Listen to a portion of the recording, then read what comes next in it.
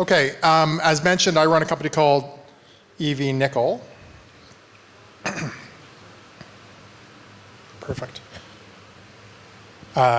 Sure, I'm going to talk about forward-looking statements. I want to thank the Waban Council for hosting us and inviting us. And I think the expo has been wonderful, and it really shows that things are active and happening, and we're part of an exciting industry. And I'm going to talk a bit about that today. Real quick, my background of interest, I've worked in mining since 2006. I have my surface Common Core, and I did my undergrad at Harvard and master's at London School of Economics in Cambridge. So I'm sort of well-rounded and based out of Toronto, but excited to be building a business in the Timmins area. So I'll really quickly just cover sort of the macro. From my perspective, this is such a wonderful challenge that we're facing right now. And I'll just spend a little bit of time on this. There are other mining CEOs who sort of moonlight as economists and talk about this in detail. But from my perspective, from what I hear from conversations with the new demand in the nickel sector, is that there's not enough nickel for the new demand coming from the electric vehicles. And for the first time as miners, we're forced not just to come up with new supply for the new demand, but also find that new supply with the lowest possible carbon cost. So this is something new that we have to deal with. It's not just, I think in our industry, we've been doing a great job of lip service around many parts of ESG, for example, for a long time, but now they're calculating carbon cost with the nickel that's being purchased by these markets. I'll talk a bit about that. And then even beyond the carbon costs, the world is becoming a much smaller place for these car companies that need to source the nickel. And I'll talk a bit about that. Here's my big macro slide. Top left, there's going to be a huge growth in the number of electric vehicles that are sold. So pick your hockey stick chart. What that means, top right, is that the demand is growing significantly. Most forecast a shortfall if all of this demand moves along at pace. The supply that we have out in the market doesn't match it. Bottom right is something that I talk a lot about with car companies. The European car companies, as of January next year, every vehicle sold in the EU needs to have its carbon cost stamped on it. They refer to that as the kilometer zero carbon cost. So as of January 1st, if you walk into a Volkswagen dealership in Germany, the internal combustion engine vehicle will be parked beside a battery electric vehicle, and the battery electric vehicle will have the higher carbon cost because the big difference between the two is a big slug of metal in that EV. This is something that's been in the books for a couple of years now. It has the car companies in a panic. So there's a shortfall of nickel, there's a shortfall of the right nickel. So this idea around having the lowest possible carbon cost for new production is very real because the new demand, this is one of their top priorities. So then stepping away from carbon and thinking more broadly, what's going on in Ukraine, cutting Russia off from supply, so no Western companies are able to speak to the third largest nickel producer in the world. That becomes problematic. But then if you look at the first and second biggest, Indonesia and Philippines, with Taiwan, there's deep concern as to whether they become like Russia and come off the board. So it's this idea of it becoming a much smaller place. More broadly, beyond just access and conflict, there's protectionism. So it's great news, the Inflation Reduction Act in the US, for somebody like me sitting on a huge amount of nickel based in Canada, because we're putting up walls where one of the biggest consumer markets in the world, the US, requires nickel coming from North America and Australia. Great news, but it restricts for the non-North American buyers. So protectionism becomes a concern, and then there's the more broad ESG concerns, which, whether it's deep water tails with operations in Asia, whether it's suspect labor issues, and there's also just this idea of ownership and who's behind the assets. And that happens in Western markets as well, whether Chinese ownership of Western assets becomes a concern. So all that is contributing to the point that automakers are coming up the curve. You've heard Canada Nickel allude to discussions with car companies. We're all talking to the car companies because the car companies are in a scramble to put their hands on the metal that they need. So that's my macro. And then here's a slide I've added. This is the first time I've used this, but I think people get confused by big numbers, so I like to try to bring it home. I actually run a scout troop down in Toronto, and we were talking through D-Day for the last 2 weeks, and like the scale of D-Day, once you begin putting it in the number of Blue Jay games of men that landed on the beach, 7 filled up Rogers domes landed on D-Day, because this is the anniversary of D-Day this week, and trying to bring it home, sort of big numbers. So and that was a bit of a tirade there, but benchmark forecasts out 3 million tons of nickel will be short. So how much is 3 million tons of nickel? So Canada Nickel, they're planning to be 45,000 tons of nickel production a year, right? Sudbury, combined between Inco and Falconbridge's assets, Sudbury produces about 65,000, right? So if you think about that, we have a 3 million shortfall, 3 million tons, 65,000 produced by Sudbury. We need 46 more Sudburys if we're going to catch up on these forecasts.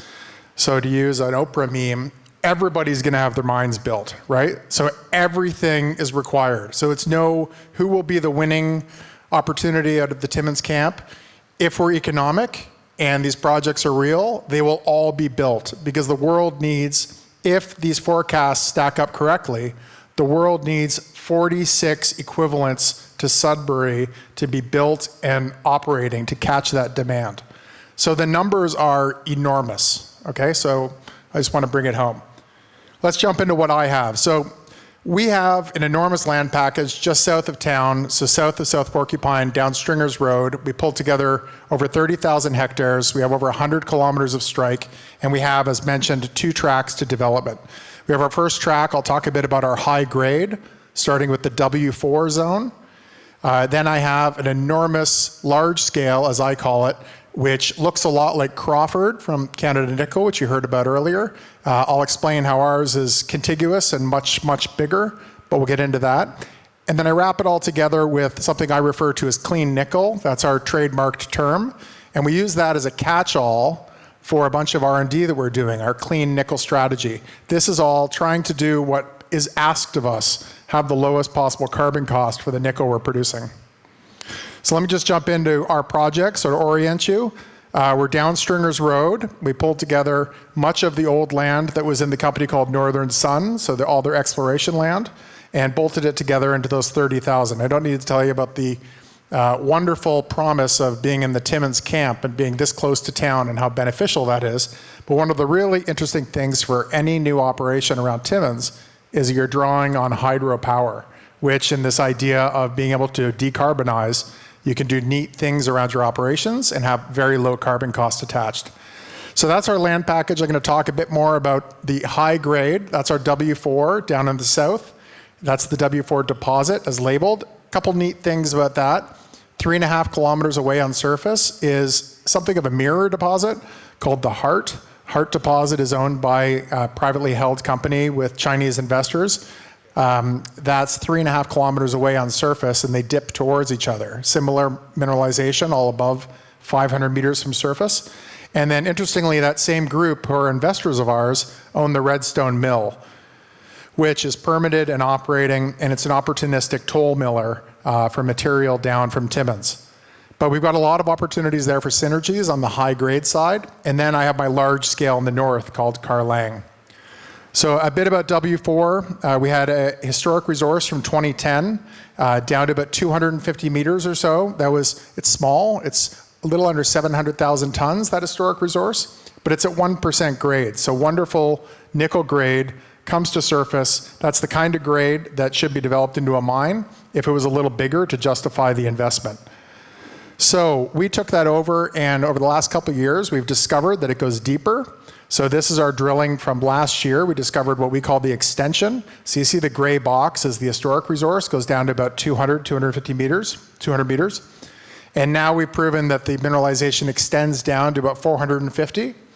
And then it also extends off to the east. So we did some drilling on the flank, and it's open heading east, which is exciting because we're pulling together all that data and just about to come out with a new resource. So we had that small, under 700,000 ton resource in 2010, did all this drilling, both showing it goes deeper, showing it pushes out to the east. We're targeting a doubling of the resource with that similar type of grade, and we've said that that's coming out before summer. So any day now we'll be popping with the news on the new resource in W4. And again, it's great news because it's so close to another high-grade deposit and a mill. We're permitting this now, and we hope to be in operations in 3 to 4 years as a potential high-grade ore source. And W4 is just the start. So there's a bunch of other high grade around the property. There's historic mines. So the Langmuir number 2 we have in our land. So we have level plans with mineralization at the old Langmuir number 2. So we'll very likely be able to find additional high grade near surface mineralization and pull a business together. This is my junior miner arm waving slide. There's an area in Western Australia called the Kambalda. We have a same age of rocks, these komatiates. It looks very similar geologically as the Kambalda. The neat thing about the Kambalda is it's produced over 50 million tons of nickel. So it's been a wonderful nickel area. And you see on the right side, these deposits, they go in sequential order down these flows. And the neat thing, and this is my arm waving exploration idea, on this left, the same footprint, which is basically our land package as the Kambalda, in the Shaw Dome hasn't been properly explored along those flows. So this is what we're really excited about, the potential for finding a Kambalda just south of Timmins. So let me shift over now to my second track, which we call the large scale, AKA low grade, but it has a nicer ring if you say large scale. So there's a couple areas that are of interest, sort of in the northwest, and we're not creative on these names, we're just from the townships. Adams Eldorado, and then the northeast, Carmen Langmuir. So this slide shows you the EM data. So this is the historic EM. The things light right up. This is when I'll start comparing myself to Canada Nickel. So you see the dotted oval, which is drawn to scale for the main zone on the Crawford. So these two areas dwarf the Crawford main zone, especially CarLang, so the one in the northeast. So here's a map showing you the CarLang, and again, I've got Crawford on there with the oval. This extends over 10 kilometers. Why do I think it extends over 10 kilometers? Well, this slide has surface sampling, so the mineralization comes up to surface, and it's been historically sampled. The purple is the government interpretation from the OGS map. You see how huge it is and how long it is. The dotted box is what we call the A zone. That's where we first drilled. Here's that's the same footprint, the same CarLang, and this has been historically drilled as well. So the neat thing about this is, and I don't have my colleague with me here, my VP of Exploration, Paul Davis, lived and worked up in Timmins for over 20 years earlier in his career, and he was with Falconbridge and Outokumpu. And he had drilled all of these nickel showings around town. Many of these drill holes were done by Paul with those companies. But the thing was, everybody was looking for 0.6 mineralization. If you didn't hit 0.6, you moved on. Here we are in 2023, and you've got multiple companies talking about 0.25 mineralization. Maybe it can be economic. So this is of interest, and importantly for me, we already had all this drill hole data. So we know, and this is why I say it's more than 10 kilometers long. So that CarLang A zone chipped away at 1.5 of the 10 kilometers. This is what we drilled last summer. Boring, consistent stuff. We hit 0.25 from top to bottom, bottomed out in the dunites for most of our holes, and we came up with a lot of nickel in the ground. Here's the resource we came up with earlier this year. So combined, 2.41 between indicated and inferred, 2.41 million nickel tons in the ground, over a billion ton resource. Again, I like to make sense of big numbers. When you divide a typical amount of nickel in today's EVs, works out to about 37 million EVs in the ground, and that's only the first 20% of this contiguous mineralization that goes up in the CarLang. So we're very excited about the CarLang, also because we think it stacks up very nicely against these other low-grade deposits up in the Timmins camp. So I know that Canada Nickel has been able to say they have the largest discovery with Crawford since the 70s, but for my colleague Paul, and likely for others in the room, folks knew these were out there. So the big difference is they're not all apples to apples. So I'd mentioned before the surface sampling for ours, because the mineralization comes to surface. It's a big difference between ours and some of the others around overburden. So if 0.25% nickel is going to be a go, and we hope it is, we should be able to pull together the numbers and show, like Canada Nickel is, that it could be economic. They have to go through 40 meters of overburden to get down to the mineralization. Ours comes to surface, and we'll have less than 5 meters of overburden. Right now, drilling, ours is all being clear-cut by the logging companies. You can look at it on the satellite maps. There's a network of roads across the Shaw Dome. In parts of the Abitibi, including just south of Cochrane where they are, they have to chopper in for a lot of their drilling. Adds cost, adds complexity. And then there's the point of how deep did you model? We bottomed out the majority of our holes in the dunite. We only modeled ours down to 400 because we'd go along trend. Some of the others up here modeled close to 700. There's an Australian company that modeled at Aston, modeled theirs down almost 850 meters, which is an extraordinarily deep hole. Operationally, you'd much rather just stay nearer surface and go along trend. So that's all my mineralization. Now let me shift over to what we're doing in the laboratory with R&D, which is non-exploration. So we trademarked this term clean nickel. It's a big part of the company's DNA. We're targeting, as I said, the lowest possible carbon cost per unit of nickel. And we're doing a lot of work in the lab around trying to figure out how we can do things differently. And where we're focused first is around bioleaching and carbon capture.